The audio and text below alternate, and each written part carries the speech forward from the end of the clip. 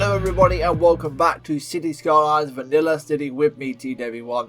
In this episode we are going to continue working on this area, just a little bit of decoration stuff really. We'd have to get rid of a certain building because it's not operating the way it should be and it's kind of just not working at all. It's a waste of money at the moment. And then I think we're going to add in a little bit more residents because we have a little bit of demand for some housing, so we're going to put in some more low density housing. In this area, I think we might just move this transfer facility stuff to the other side of the road somewhere. We'll move it in around here. I have on screen done some landscaping, and I've dropped this terrain down to be the same level throughout. I have then added these guys and turned them into bridges. I've done all of that off screen. That is because this area, in a future episode, I'm going to turn into a nice little industry zone, because we'll get into that in the later episode, but our industry is not doing very well at the moment because we are importing a lot of goods, and that is costing us money, so we need to start producing some more industry. Which means we need some more housing. We need a lot more housing. We could do with some low-educated housing as well, if I'm honest, and then we can use that industry well. So, first and foremost, we need to get rid of the building that's not operating. This harbour, I don't know. I don't know. It's just not working at all. Like, there's apps, I've watched it for ages. There's not one ship that comes to this. People go in it. That's something that confuses me. People walk into this building. I've noticed that, I think. Yeah, see, people walk into it, but it's not operating. I think I know why, though, because if we pick it up and we then go to replace it, it doesn't want to replace at all, as you can see, even in the exact spot that it is. And if we, say, for instance, delete the road, or delete it and then try and replace it ourselves, let's pause the game just so the game understands what's going on, and then we try to place it in, or even try and place it in like a ferry or something, it doesn't want to place in. And then if we delete this road on the side, let's just delete that one out of the road, so you're like, oh, there's plenty of space for it now, this should go in here. It says it will go in, but if we place it, it does some janky things. It hasn't done a janky thing. I played around with this for like 10 minutes yesterday and it was janky. Why isn't it not janky? Right, we're going to leave that for a moment. If that works, it works. If it doesn't, it doesn't. Let's connect these roads back up. Let's leave that there for a moment. Let's see if we can get a ship to spawn. I'm just going to sit here and watch this for about 5 minutes. If we can't get a ship to spawn, the building's going. Let's find out.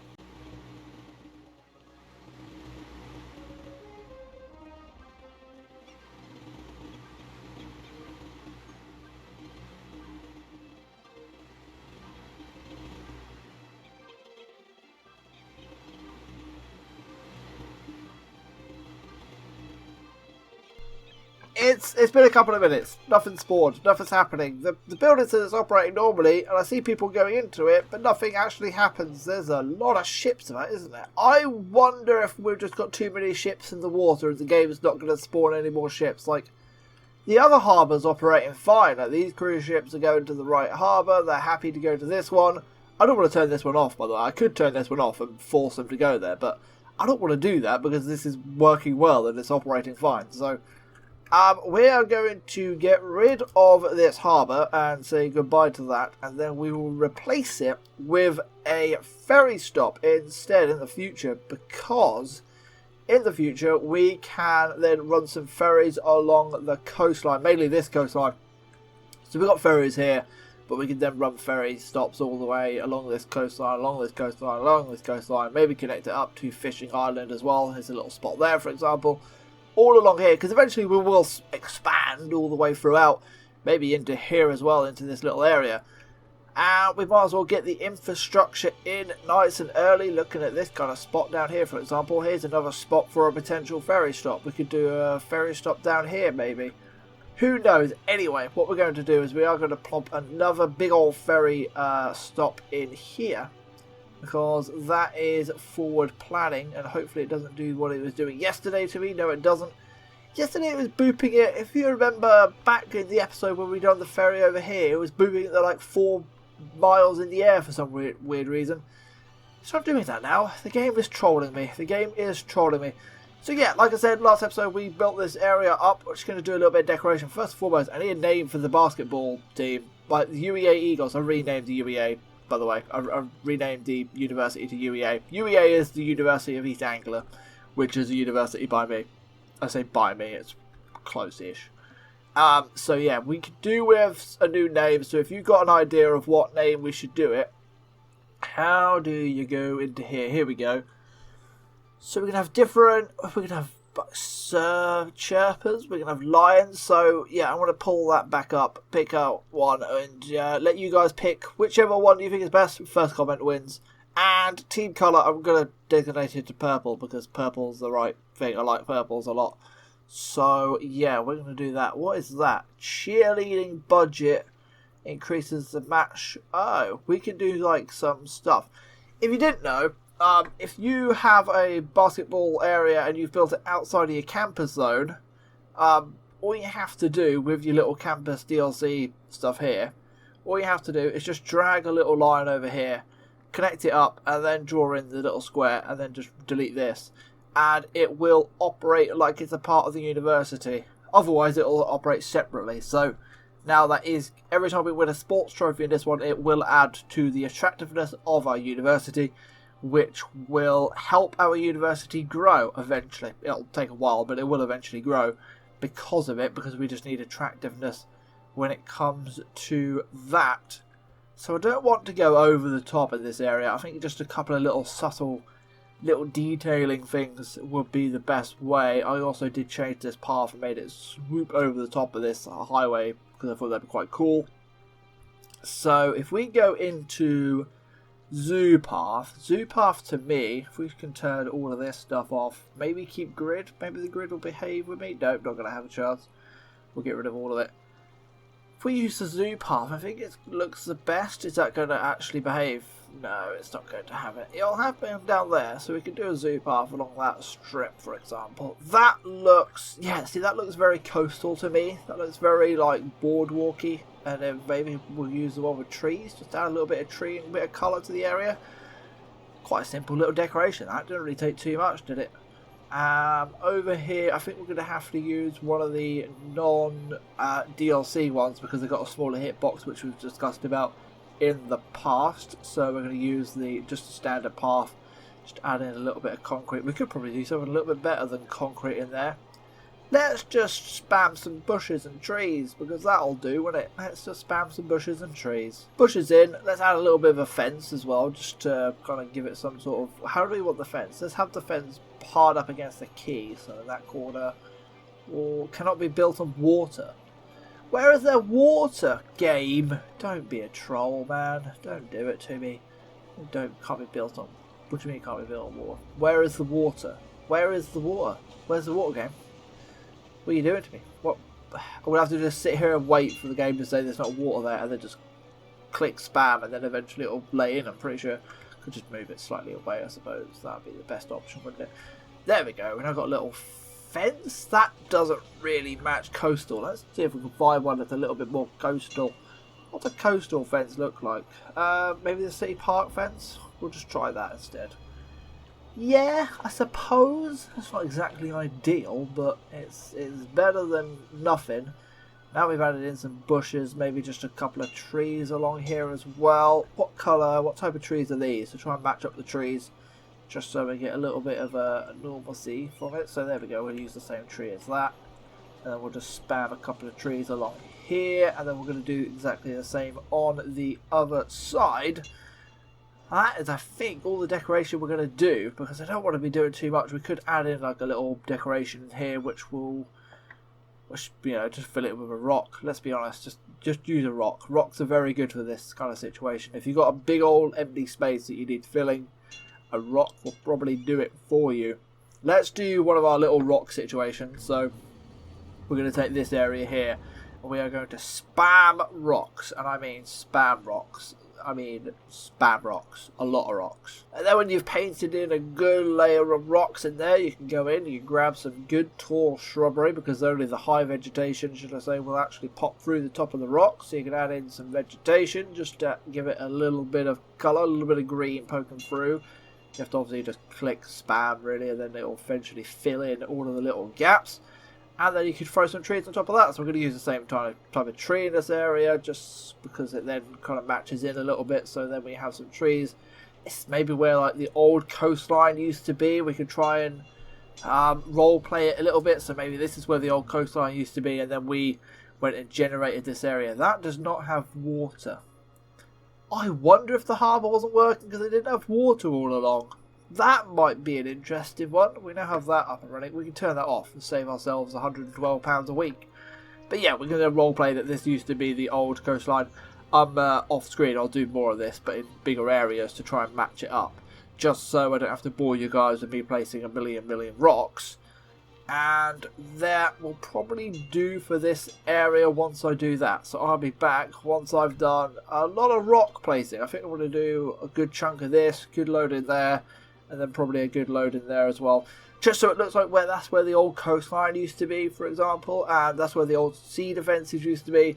But now we've built beyond that because we made a man-made little peninsula. I don't really know what to call this area. But yeah, that is what we've done. So we're going to have to keep the rocks there just because a little bit of a history, I suppose.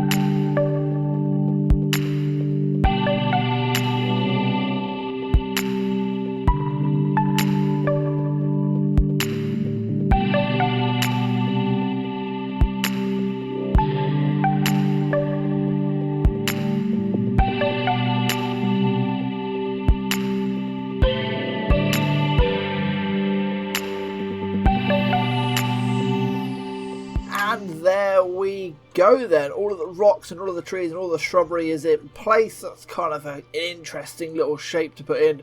I have had to change my render distance on some things, so that means pings disappear a little bit because I was dropping a lot of frames and my game was starting to get slower and slower and slower. So if we zoom out, for instance, we're going to have to lose all of that detail, which is a shame, but it's just going to be one of them things that we have to deal with. In tight, we know what it looks like. If you have a better PC than me, my PC is alright, but I've got to record while I'm playing the game, so it takes a little bit of the CPU away. You can obviously have the render distances a little bit further and the higher texture qualities and stuff like that. So, yeah, there we go. That kind of stuff is in. It looks like very man-made and very interesting. I'm cool with that. It looks like this is where the old sea defences used to be. And now we've extended it beyond that point, but we're going to just keep it there because that is a lot of rocks to shift out of the way for no real reason. It just kind of looks like maybe they were spread out a little bit more, maybe they're a little bit deeper, and we just push them back with like some big like JCBs and diggers and stuff like that, just to get these buildings in and just to shift in this roundabout and maybe shift in this path. And that's that. We didn't really have to do too much more to the rocks to get them out of the way. We just spread them out. You could obviously continue this look throughout the coastline as long as you wanted, really, depending how much you want to imagine that there was a sea defence in certain areas or not. I do quite like the fact that it slightly does raise up here as well, so that really does add to the looks of the rocks being sea defences, or being like where the sea used to hit at least, because then you've got the vegetation coming through that looks like algae or looks like seaweed and stuff like that you find on the coast. Quite British. There is a lot of rocky British beaches. Not all of them are sandy.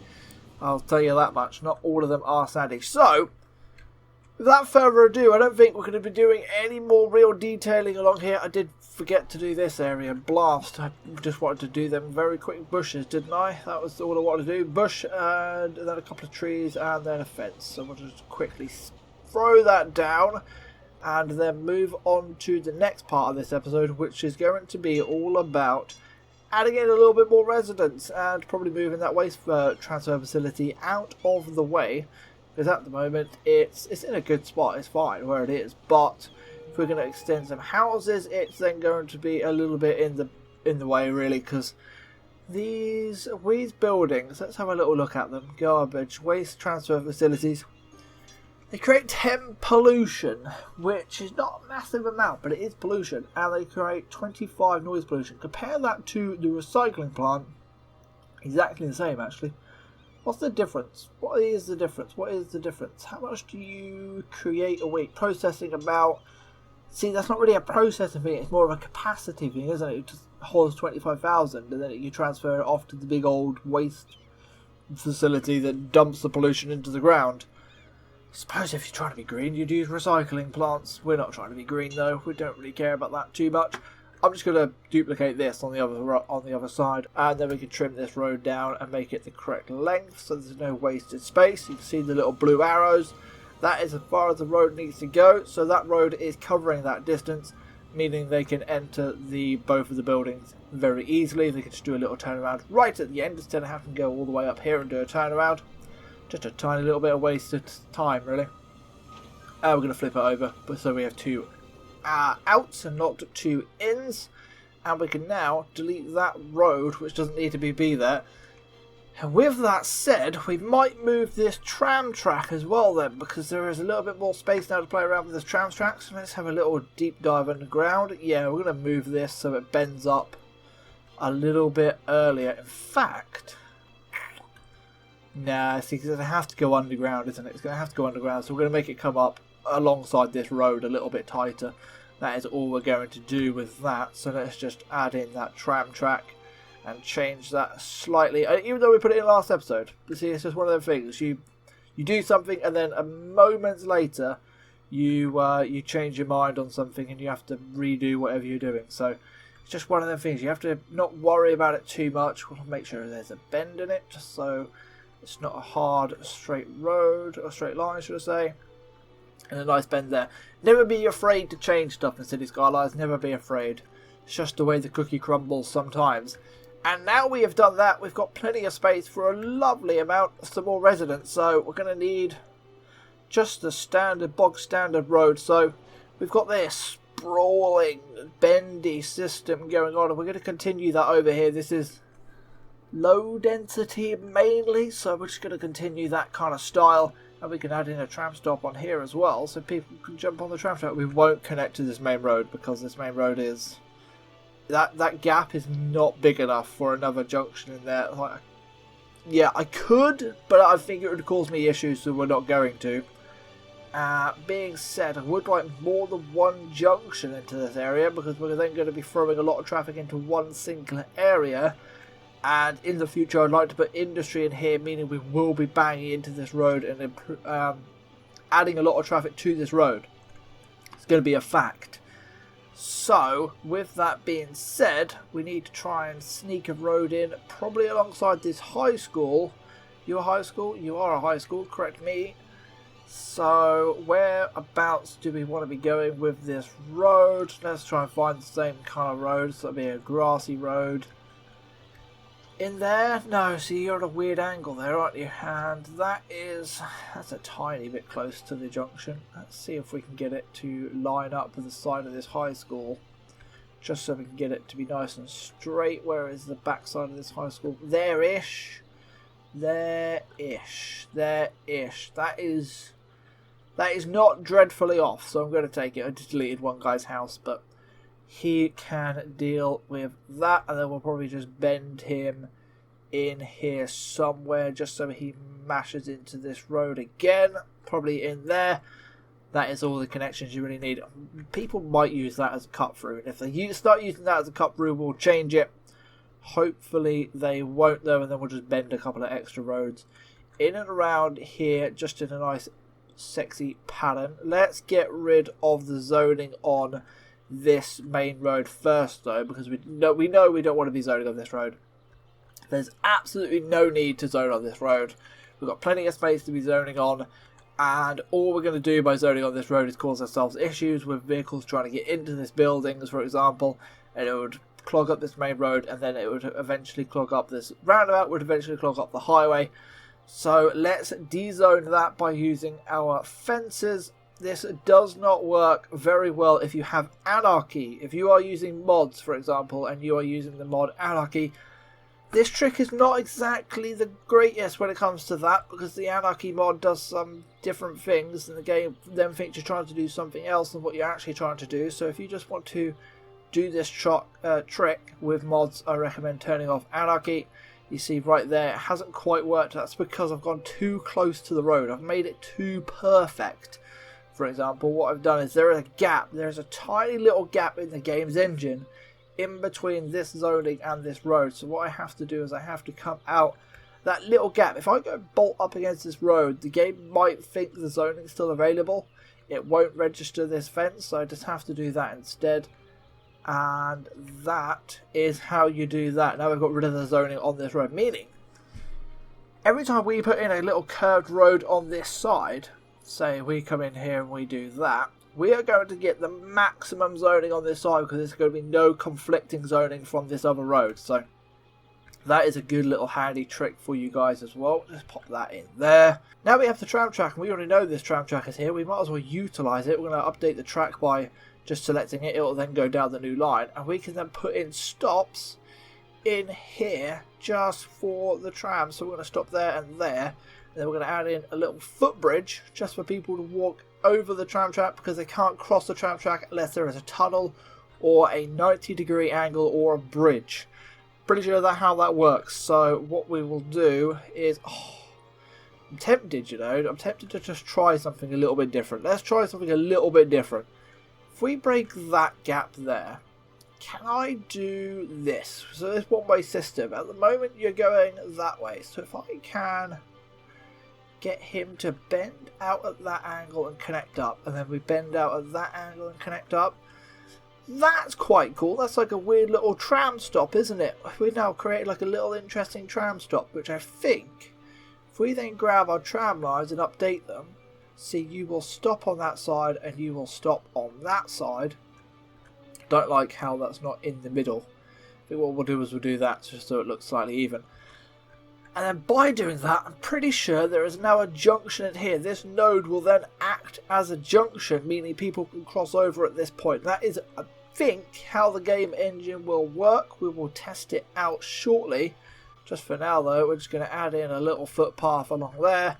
And we'll probably hook up a little footpath into that as well. And then we'll just continue our footpath in and around the area, just so we can get people walking about. We don't want too many people using their cars if they don't need to, so we might as well just continue the footpaths into little areas using the angle just to keep our lines nice and straight. Here, for example, looks like a perfect little spot just to jam a footpath in, so we'll do that. We'll just click the straight one and bang, he goes straight into that gap.